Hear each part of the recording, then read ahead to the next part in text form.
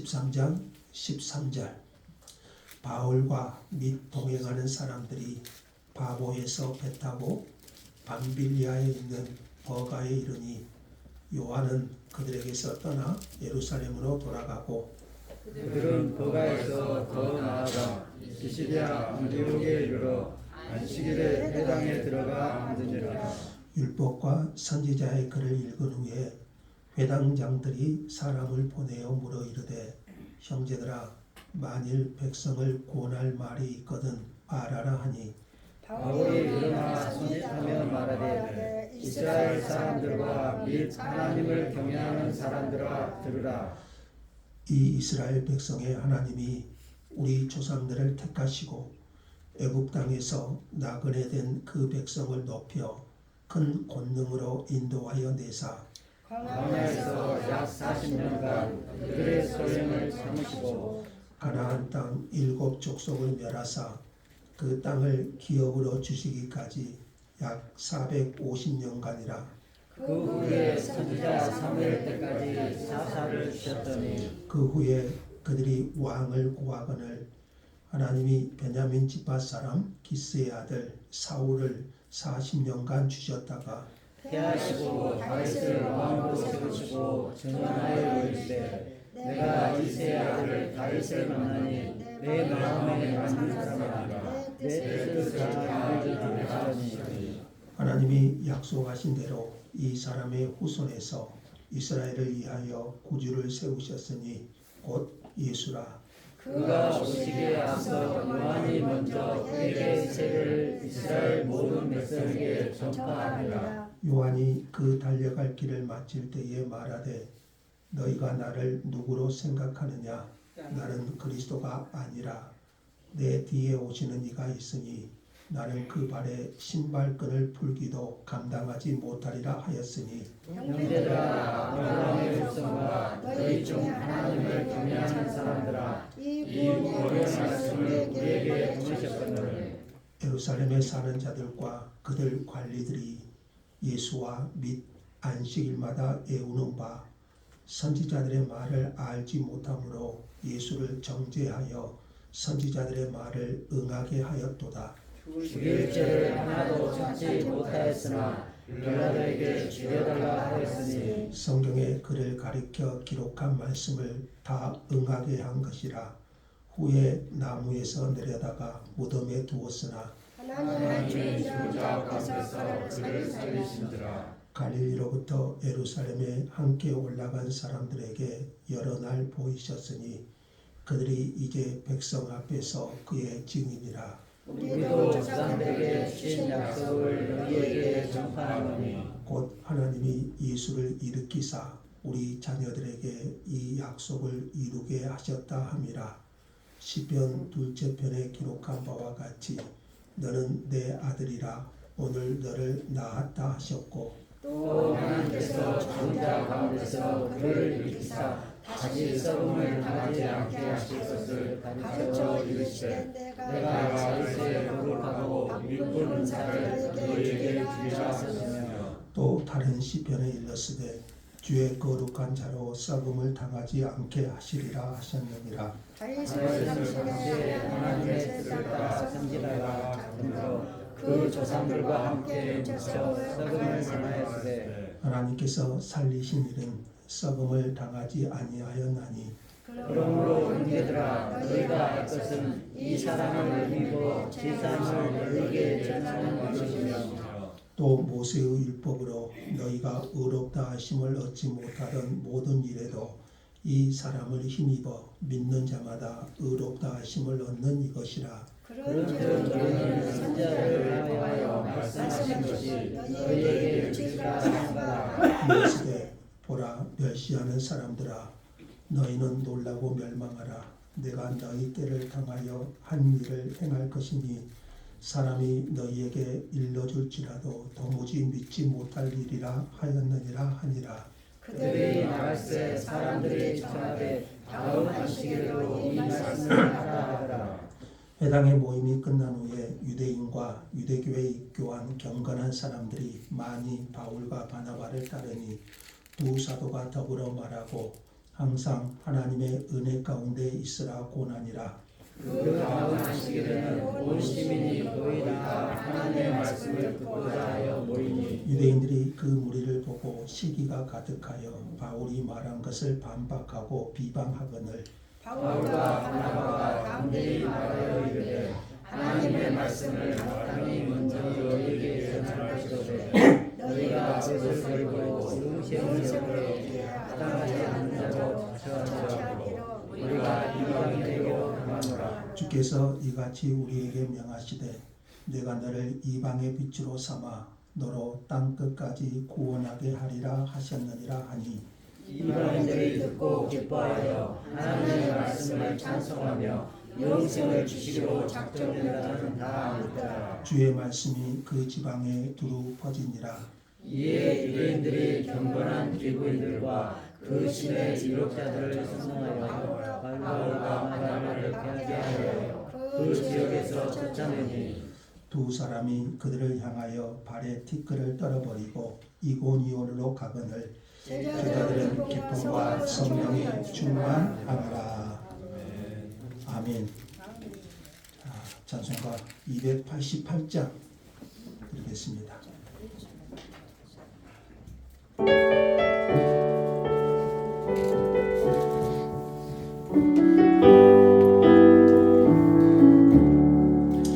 예수를 나의 구주 삼고 성령과 피로써 거듭나니 이 세상에서 내 영혼이 하늘의 영광 누리도다.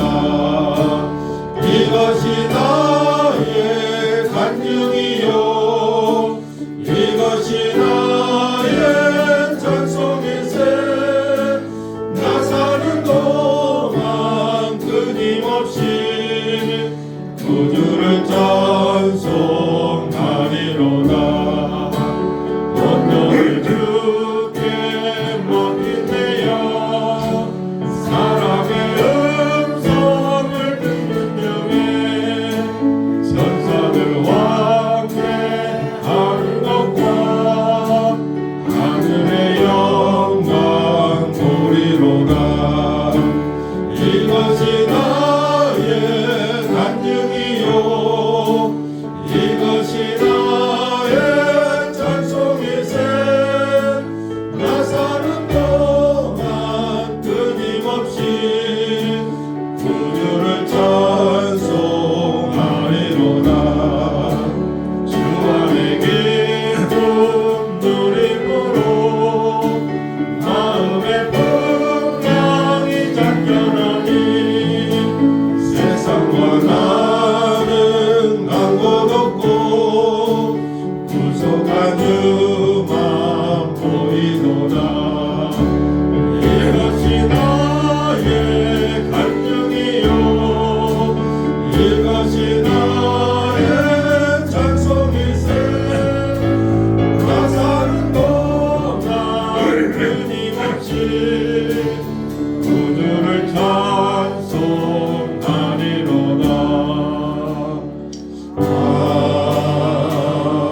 아멘. 자, 오늘 본문이 좀 깁니다. 좀 본문 따라가시면서 하나님 말씀 오늘 주신 말씀을 잘 읽을 수 있기를 원합니다. 오늘 말씀의 제목 같이 한번 할까요? 이 사람을 힘입어. 이 사람을 힘입어. 이 사람이 누굴까요? 예수 그리스도를 가리키죠. 자, 오늘 본문은 바울 일행이 구부로 지도 한번 볼까요? 잘 한번 보신가요? 바울과 바나바가 안디옥에서 선교사로 파송되어서 우리 지난주에는 지중해 섬인 구부로 제주도의 10배가 되는 섬입니다. 구부로 섬에서 사역을 하다가 이제 구부로 섬 바보를 떠나서 비시디아 안디옥으로 옮겨서 복음을 전한지를 기록하고 있습니다. 그래서 오늘은 비시디아 안디옥에서 바울과 바나바가 했던 사역의 내용이 기록되어 있습니다. 비시디아 안디옥, 파송한 교회가 또 안디옥 교회잖아요. 이 안디옥은 수리아 안디옥이라고 그러고요. 오늘 간 곳은 비시디아 안디옥이라는 곳입니다. 수리아 안디옥 교회에서 파송을 받았고 구브로를 거쳐서 오늘은 비시디아 안디옥 그 지역으로 이제 간 내용입니다. 본문이 좀 긴데요. 가장 많은 부분은 비시디아 안디옥 해당에서 전한 바울의 설교가 주 내용이고 나머지 부분은 설교를 들은 사람들의 반응 그것을 기록하고 있습니다. 먼저 13절 한번 볼까요? 13절에서 바울과 및 동행하는 사람들 이 말이 나오는데 바울이 이제 사역의 대표가 되었다는 것을 시사합니다. 이제 사도행전은 사울이 아니라 바울이라는 이름으로 기록될 것이고 바나바와 사울이 아니라 바울과 바나바 이렇게 나오게 될 것입니다. 자, 바울 일행은 바보에서 배를 타고 바보는 구브로 섬이죠. 바보에서 배를 타고 밤빌리아에 있는 버가에 이릅니다. 지도상에 좀 보인가요? 작아서 안 보인가요? 바보에서 배를 타고 밤빌리아에 있는 버가라는 곳에 이릅니다. 버가는 사람들의 왕래가 많은 로마 도시인데 도시 전체의 길에 화려한 대리석이 깔려 있었다. 이런 기록이 있습니다. 그러니까 굉장히 화려한 로마 도시였다고 할 수가 있고요. 하지만 버가는 바울 일행의 목적지는 아니었던 것 같습니다. 14절에 보시니까요. 버가에서 더 나아가서 어디로 갑니까? 비시디아 안디옥에 이르렀다고 말합니다. 그러니까 버가는 바울 일행의 목적지가 아니었던 것 같고 더 나아가서 저 이쪽으로 비시디아 안디옥에 이르렀다고 말합니다. 그리고 여기서 누가는 사도행전의 저자 누가는 마가 요한이 그들에게서 떠나 예루살렘으로 돌아갔다는 말도 덧붙입니다. 마가 요한 그러니까 안디옥 교회에서 파송받을 때 바나바와 사울 그리고 마가 요한이 수행했죠. 마가 요한이 예루살렘으로 돌아갔다는 말도 덧붙입니다. 그러면 마가 요한이 왜 중도에 돌아갔을까요? 함께 선교를 출발했는데 마가 요한이 중도에 예루살렘으로 돌아갔습니다. 왜 돌아갔을까요? 학자들은 그가 안디옥이 아닌 어디로 갔죠? 예루살렘으로 갔잖아요. 예루살렘으로 갔다는 언급으로 보아 향수병 때문이었을 것이다. 그렇게 말하기도 하고요.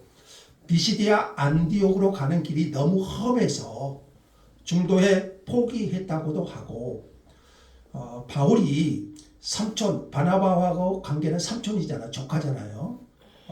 마가 요한이 바울이 삼촌인 바나바의 리더십을 빼앗은 것에 대한 분개 때문에 그런 것 때문에 중도에 돌아갔다 이렇게 말하기도 합니다. 분명한 것은 나중에 보겠지만 이 마가의 일로 2차 선교 여행을 떠나잖아요. 바울과 바나바가 이 일로 바울과 바나바가 갈라서게 되는 일이 일어나고 바울은 마가의 일을 심각한 일로 여긴 반면에 바나바는 그렇게 여기지 않았다는 것을 우리 이제 15장에 가면 좀 볼 수 있을 겁니다.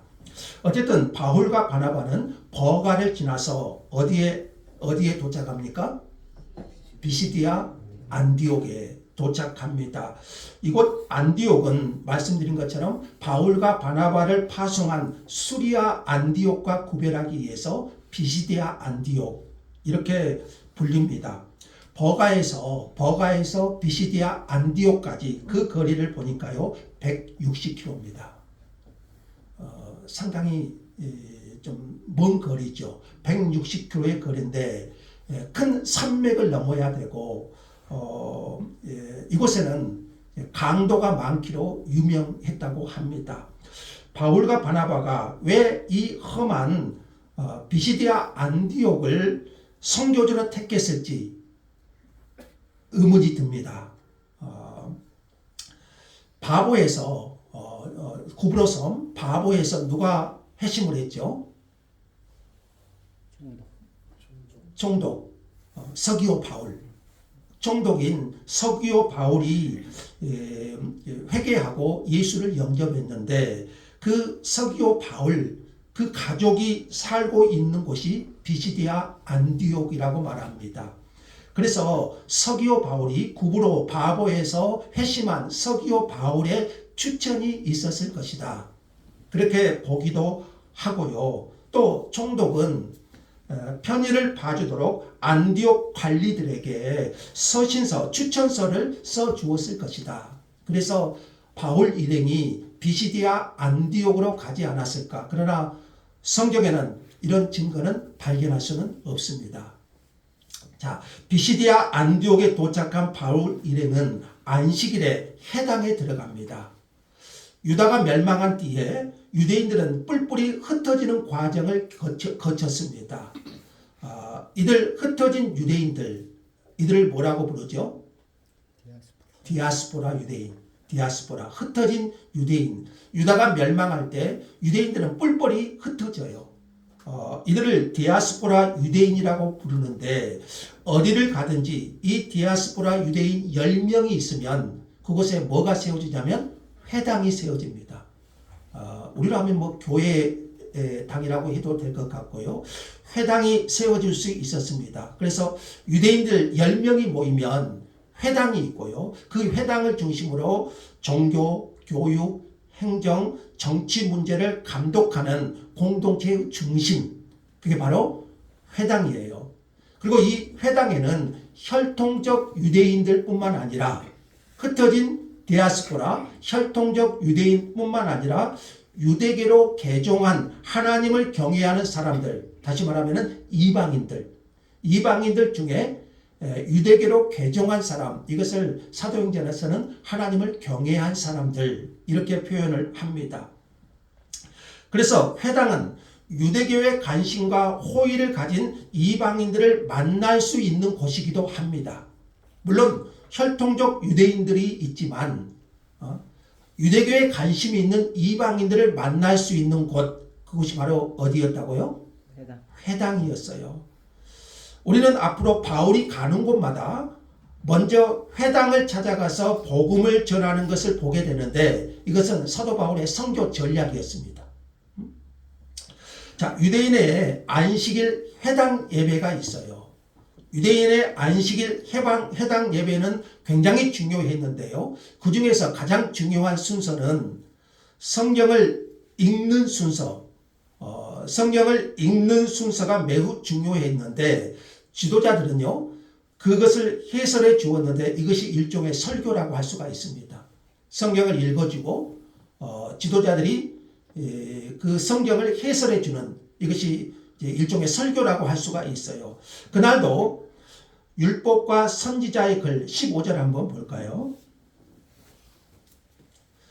그날도 율법과 선지자의 글을 읽은 후에 회당장은 바울 구약 성경을 읽고 있었고요. 회당장이 바울 일행에게 백성을 권할 말이 있거든 하라. 이렇게 말합니다. 아마 바울 자신이 당대 최고의 율법학자 가말리엘 그 문화에서 배웠다는 것을 밝혔을지도 모르겠어요. 그래서 회당장이 바울에게 말할 기회를 허락합니다. 자, 그래서 이제 회당에 모인 사람들에게 바울이 설교하는 내용이 오늘 본문의 주 내용을 차지합니다. 자, 바울의 설교를 한번 볼까요? 바울의 설교는요, 우리 사도행전에 보시면 베드로의 설교가 나오고 또 스데반의 설교도 들었지 않습니까? 그것처럼 바울의 설교도요, 구약 성경에 기록된 이스라엘 역사 전체를 회고하면서 그 성취가 예수 그리스도임을 밝힙니다. 자, 이제 바울의 설교가 시작되는데요. 17절부터 좀 성경 좀 따라가 보세요. 바울은 이스라엘 역사를 회고함으로써 설교를 시작하는데 이게 사도행전의 사도들의 설교의 방식이에요. 여기서 7기간을 언급합니다. 사울의 설교에서, 바울의 설교에서 첫 번째는 하나님께서 족장들, 조상들을 택하셨던 기간. 족장들이 누굽니까? 아브라함, 이삭, 야곱. 그 족장들을 택하셨던 기간. 두 번째로 애굽 땅에서 17절에 나그네 되었던 시절. 그리고 세 번째는 광야 시절. 네 번째는 가나안 정복 시절 19절. 그리고 다섯 번째는 20절에 사사 시대. 사사가 총 몇 명이었죠? 12명이죠. 12사도, 12사사. 사사시대. 그리고 21절에서는 사울의 통치기간. 사울의 통치기간. 마지막으로 22절에서는 다윗의 통치 시기. 이렇게 7구간을 나누어서 바울이 설교를 합니다.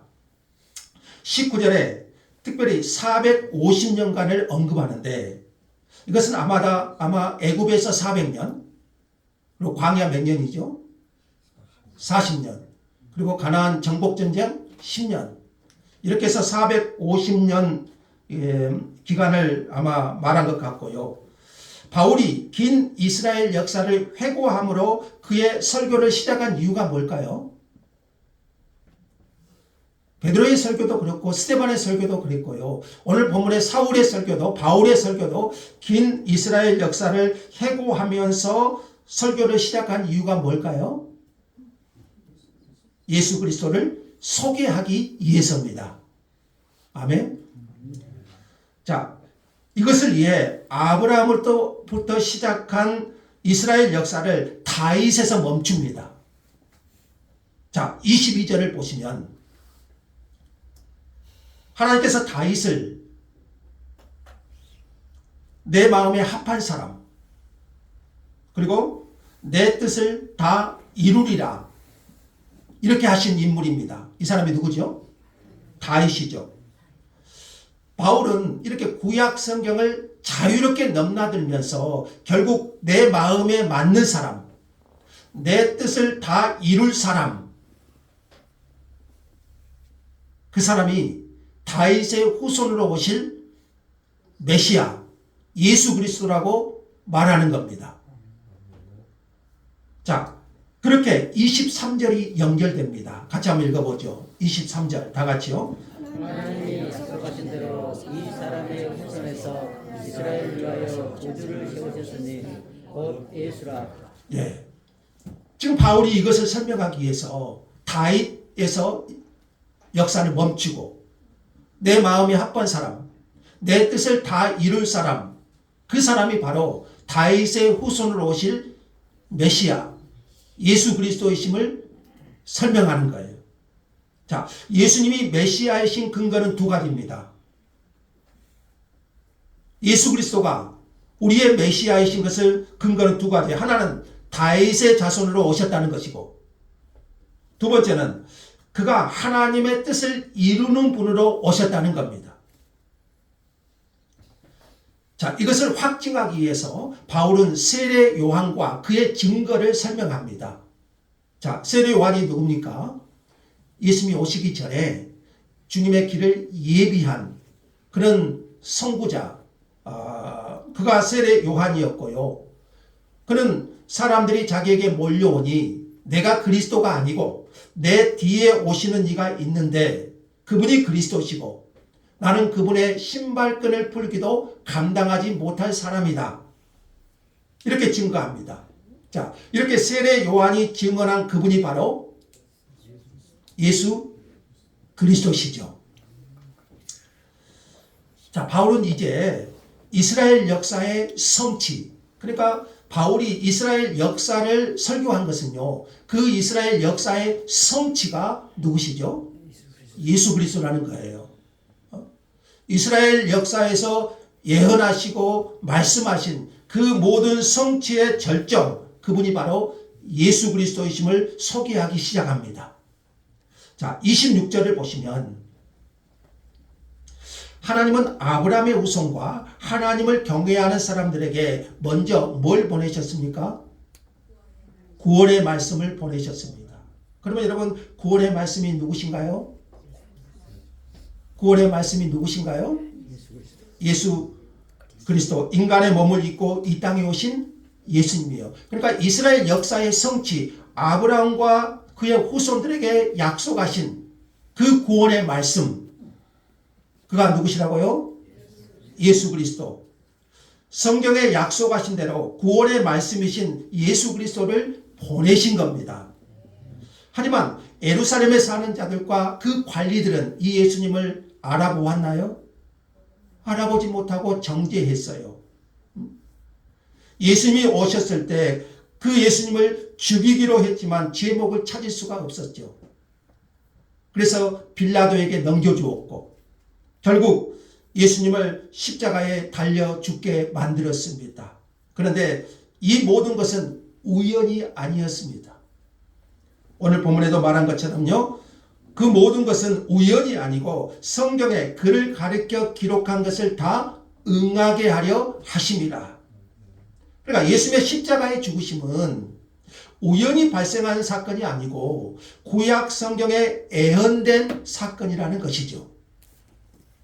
예수님께서 십자가에 내려져서 무덤에 옮겨져 장사 지낸 바 되었지만 하나님께서는 죽은 자 가운데서 그를 살리셨습니다.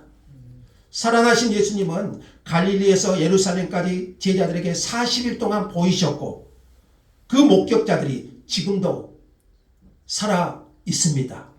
이것이 복음이지요. 바울은 조상들에게 주셨던 약속을 32절에 보세요. 32절에 보시면 바울은요, 조상들에게 주셨던 그 약속을 다시 전파한다고 말합니다. 그러니까 바울은 구약 성경이 말하지 않는 새로운 것을 말하지 않아요. 구약 성경이 말하지 않는 새로운 것을 말하지 않습니다. 조상들에게 주셨던 약속을 다시 전파한다고 말합니다. 그러니까 그는 철저하게 하나님의 말씀에 기대어서 설교해요.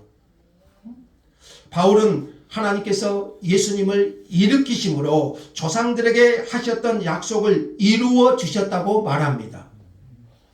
예수님이 죽은 자 가운데서 일으킴을 받으심으로써 하나님의 아들이심을 입증하였다고 말하고 있고, 또 시편에 예수님의 몸이 썩지 않고 부활한 것도 다 예언되어 있다. 시편 말씀도 인용하고 있어요.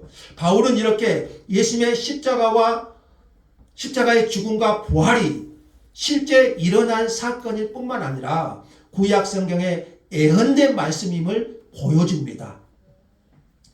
바울의 설교는 그래서 결국 누구를 향하고 있죠? 예수 그리스도를 향하고 있어요. 이스라엘 역사에서 약속하신 그 예수 그리스도를 향하고 있어요. 자, 이제 38절과 39절은 설교의 결론 부분입니다. 자, 이제 바울이 이 말을 하기 위해서 지금껏 설교해 왔습니다. 같이 한번 읽어보죠. 38절, 39절 다 같이요. 그러므로 형제들아, 너희가 알 것은 이 사람을 힘입어 제 사함을 너희에게 전하는 것이며 또 모세의 율법으로 너희가 의롭다 하심을 얻지 못하던 모든 일로 이 사람을 힘입어 믿는 자마다 의롭다 하심을 얻는 것이라. 여러분, 이게 핵심이죠. 바울이 지금 이걸 말하고자 구약의 이스라엘의 역사를 설명했고 예수 그리스도의 십자가와 부활까지 설명한 거죠. 자, 여기서 바울이 이 38절 39절에서 바울이 어디에 힘을 주고 있는지 아시겠습니까? 오늘 설교 제목이잖아요. 어디에 힘을 주고 있죠? 이 사람을 힘입어. 이 사람을 힘입어. 이 말. 이 사람을 힘입어 제사함을 받고 이 사람을 힘입어 의롭다함을 얻는 것입니다. 자, 이 사람이 누굽니까? 예수 그리스도. 바울이 그리스도를 향하고 있잖아요. 십자가에 죽으시고 3일 만에 다시 부활하신 그리스도, 이스라엘 역사에 약속하신 그 약속의 성취 그리스도, 이 사람을 힘입어 죄사함을 받고 이 사람을 힘입어 의롭다함을 얻는 것입니다. 자, 여러분, 죄사함은 어떻게 받습니까? 이 사람을 힘입어, 이 사람 예수를 힘입어 예수로 말미암아 예수를 통하여 받는 줄 믿습니다. 자, 그럼 여러분, 의롭다함은 어떻게 받습니까? 이 또한 예수로 말미암아 예수를 힘입어서 받는 줄 믿습니다. 여러분, 죄인이 구원받기 위해서 제일 필요한 것이 뭐예요? 죄인이 구원받기 위해서 필요한 것은 첫째는 죄사함이고, 또 우리가 하나님 앞에 의롭다함을 얻는 거잖아요.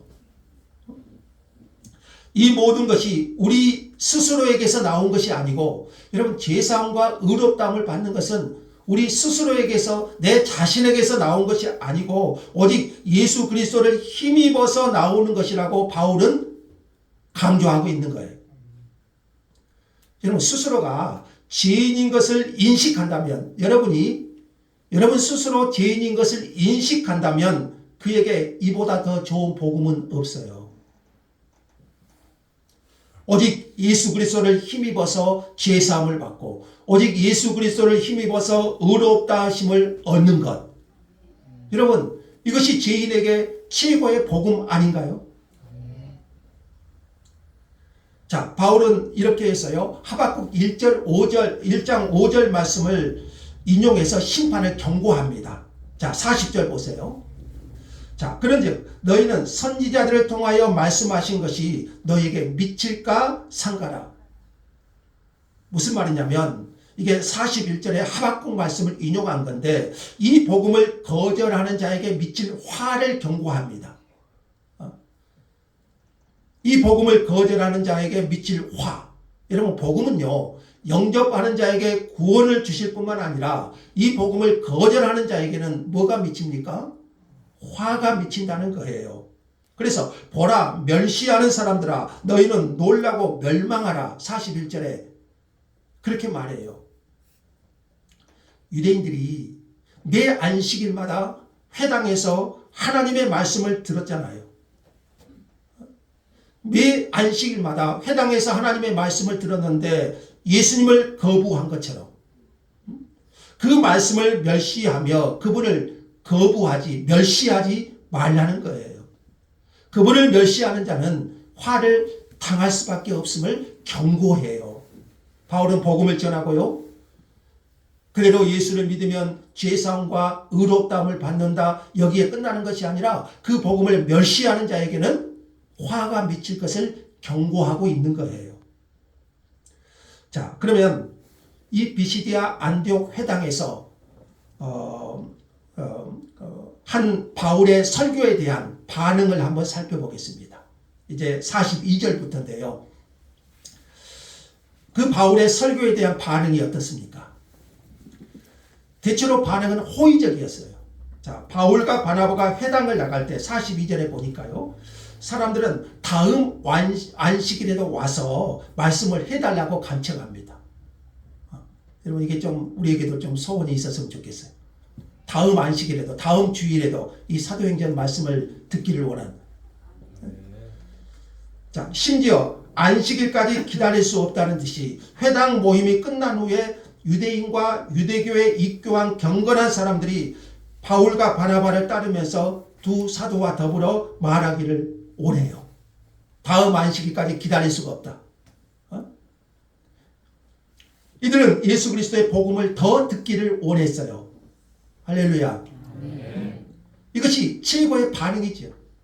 다음 안식일 뿐만 아니라 거기까지 기다릴 필요도 없고 오늘 당장 이 복음을 더 듣기를 원하는 심정. 두 사도는 아마 이들과 상당한 시간을 보냈을 것 같고요. 그리고 43절에 보시니까요, 후반부 보시니까요, 이렇게 말해요.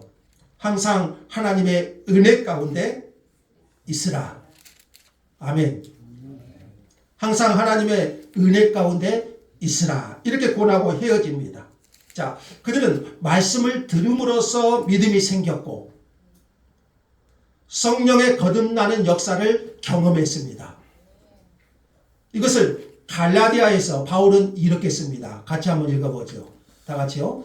너희가 성령을 받은 것이 율법의 행위로냐 혹은 듣고 믿음으로냐. 비시디아 안디옥 사람들이 성령을 받은 것은 율법의 행위인가요? 듣고 믿음으로인가요? 듣고 믿음으로잖아요. 그들은 말씀을 듣고 믿음이 생겼고 성령을 받았습니다. 자, 그 다음 안식일에는 보세요. 44절에 보니까요. 그 다음 안식일에는 온 시민이 비시디아 안디옥 온 시민이 거의 다 하나님의 말씀을 듣고자 모여들었습니다. 아멘. 예. 그런데 언제나 복음은요, 적대적 반응을 동시에 불러일으킵니다. 자, 유대인들의 시기가 가득하여 45절에 보니까요, 긍정적인 반응만 있는 것이 아니라 또 다른 유대인들이 시기가 가득해서 그들을 비방하고 반박하기 시작합니다. 바울과 바나바는 결정을 내립니다. 46절 보세요. 하나님의 말씀을 마땅히 먼저 너희에게 전할 것이로되 너희가 그것을 버리고 영생을 얻기에 합당하지 않은 자로 자처하기로 우리가 이방인에게로 향하노라. 자, 바울과 바나바가요, 하나님의 말씀을 버렸다는 것에 주목합니다. 그들이 뭐 했죠? 하나님의 말씀을 버렸다. 하나님의 말씀을 버린 것은 그들 스스로가 영생 얻기에 합당하지 않은 자로 자처한 것입니다. 그러니까 여러분, 말씀을 버린 자는 영생 얻기에 합당하지 않는 자예요. 스스로 자처한 거죠. 자, 여기에 우리의 주목을 끄는 구절이 있는데요. 이제 48절에 같이 한번 읽어보죠. 48절 다 같이. 이방인들이 듣고 기뻐하여 하나님의 말씀을 찬송하며 영생을 주시기로 작정된 자는 다 믿으라. 자, 이방인들이 듣고 기뻐하여 하나님의 말씀을 찬송하고 영생을 주시기로 작정된 자는 다 믿더라. 하나님의 구원이 배부른 유대인들이 아니라 굶주린 이방인들에게 미친다는 것은 여러분, 그들에게 놀라운 복음이잖아요. 자, 결국 하나님은 영생을 주시기로 작정된 자를 다 믿게 하십니다. 구원 역사를 주도하신 분이 하나님이시라는 거죠. 여러분이 예수를 믿습니까? 누가 믿습니까? 영생을 주시기로 작정된 자는 믿습니다. 결국 주의 말씀이 그 지방에 두루 퍼지니라. 이렇게 49절은 마무리합니다. 바울 일행이 비시디아 안디옥 회당에서 복음을 전한 결과 그 말씀이 그 지방에 두루 퍼졌습니다. 어떻게 퍼졌을까요? 비시디아 안디옥 전역에 바울이 회당에서 말씀을 전하는데 그 지역에 두루 퍼져요. 어떻게 퍼졌을까요? 입소문이겠죠. 들은 사람들이 새로운 사람들에게 전했고 이것이 연속적으로 일어나는 거죠. 여러분, 이것이 진정한 회심이에요.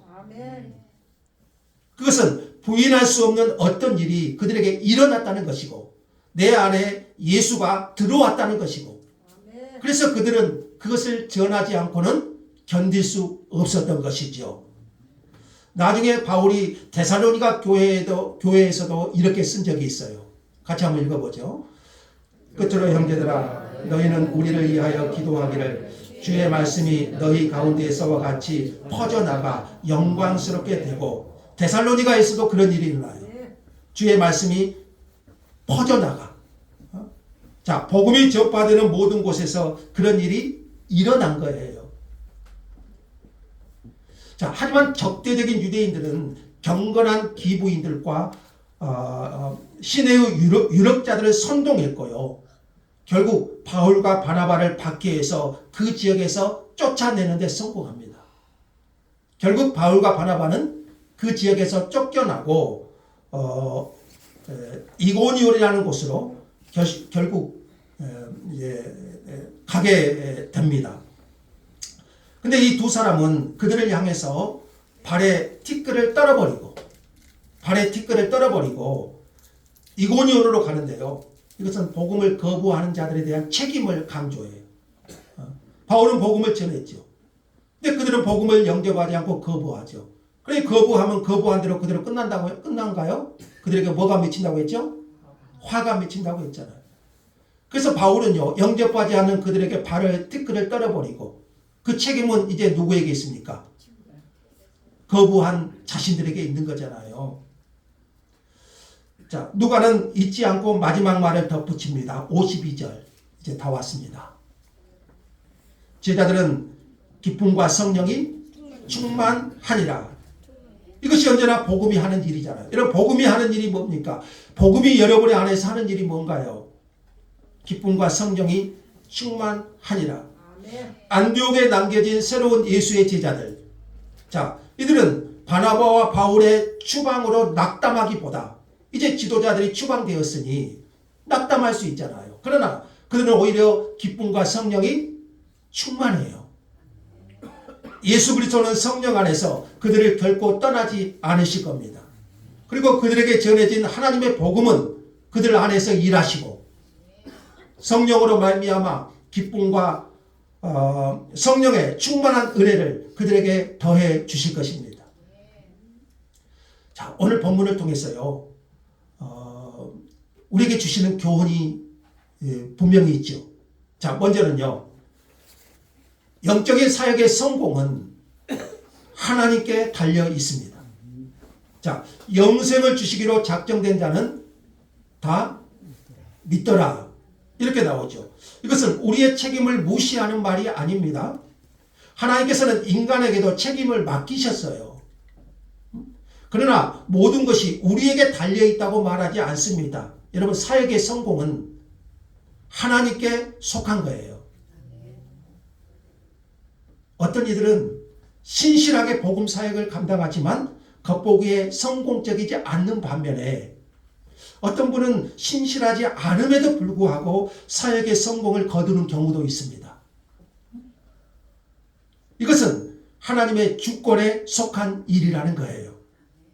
하나님께서는 영생을 주시기로 작정된 자는 다 믿게 하십니다. 하지만 하나님의 말씀을 거부하고 버리는 일은 영생을 얻기에 합당하지 않은 자로 자처한 거예요.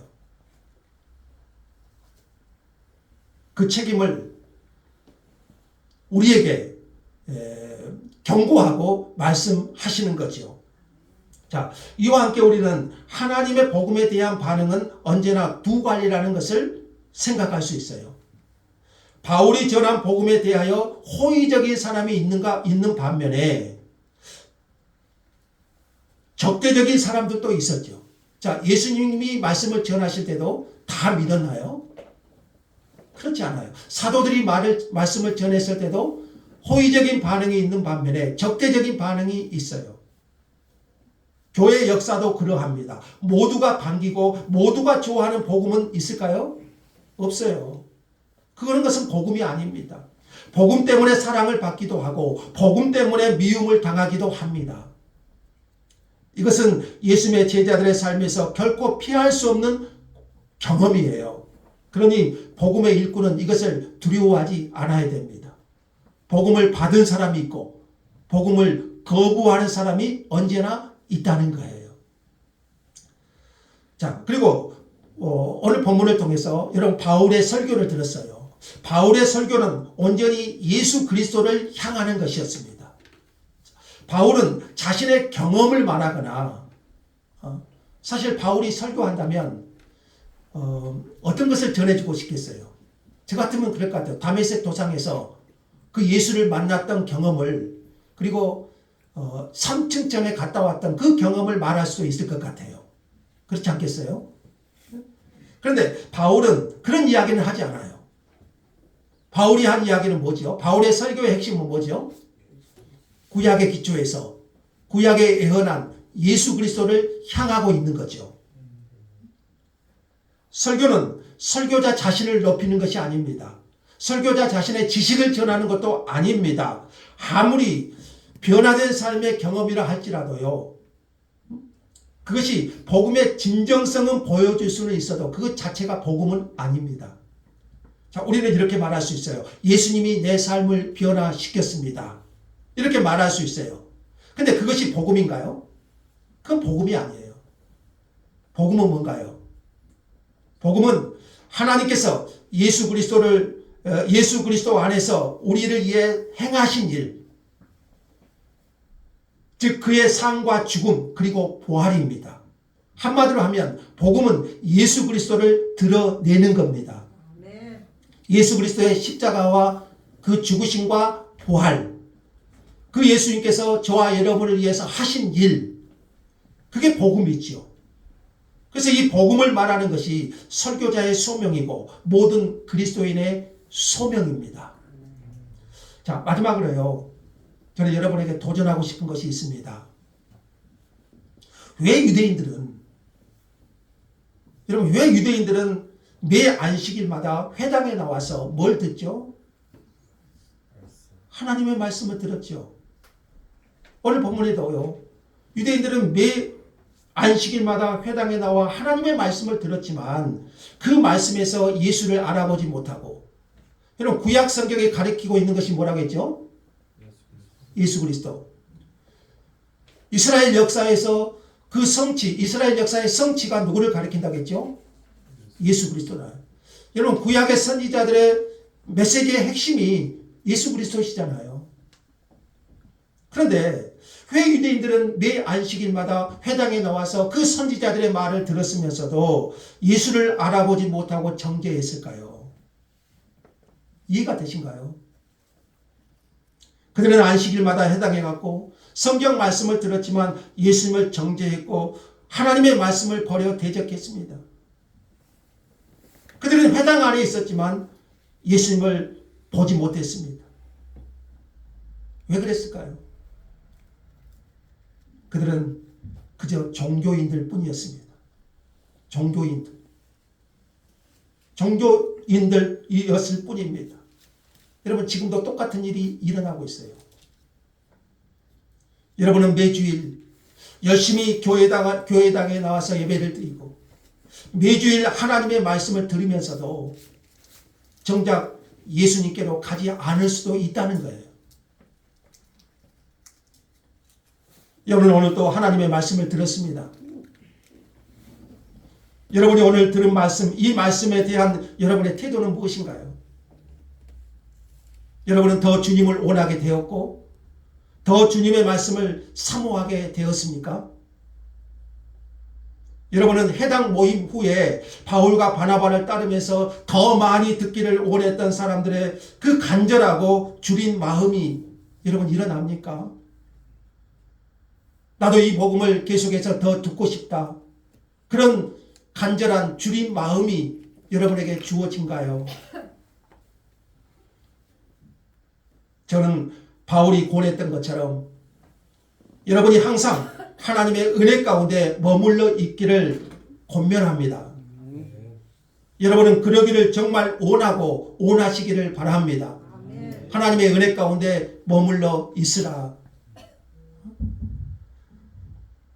오늘 바울이 이 설교를 통해서 우리에게 예수 그리스도를 다시 한번 보여주고 있고요.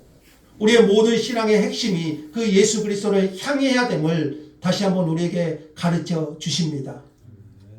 그리고 오늘 또한 오늘 비시디아 안디옥 회당에서 모인 사람들처럼 우리도 그 복음 안에서 예수 그리스도를 발견하고 그 주님의 은혜 가운데 계속하여 머물러 있기를 원하시는 하나님의 음성을 듣습니다. 아멘. 저와 여러분 더 간절한 심정으로 하나님의 은혜 안에 머물러 있기를 원하십시오. 아멘. 하나님의 말씀의 은혜가 떠나면 또 그 말씀을 버리면 영생 얻지 못하기로 합당한 그런 자로 자처할 뿐인 거예요. 그러므로 여러분 매주일 하나님의 말씀을 사모하십시오. 간절한 심령으로 주린 마음으로 하나님 말씀 앞에 서십시오. 그리고 그 말씀이 나를 이끌고 그 말씀이 내게 은혜를 부어주고 날마다 매 순간마다 하나님의 은혜 안에 머물러 있으시기를 소망합니다. 모든 인간은 죄인이지만 오직 예수를 힘입어 제사함을 받고 오직 예수를 힘입어서 의롭다 하심을 얻도록 우리를 구원하시는 우리 하나님을 찬양합니다. 감사합니다. 하나님, 오늘도 바울의 설교를 통하여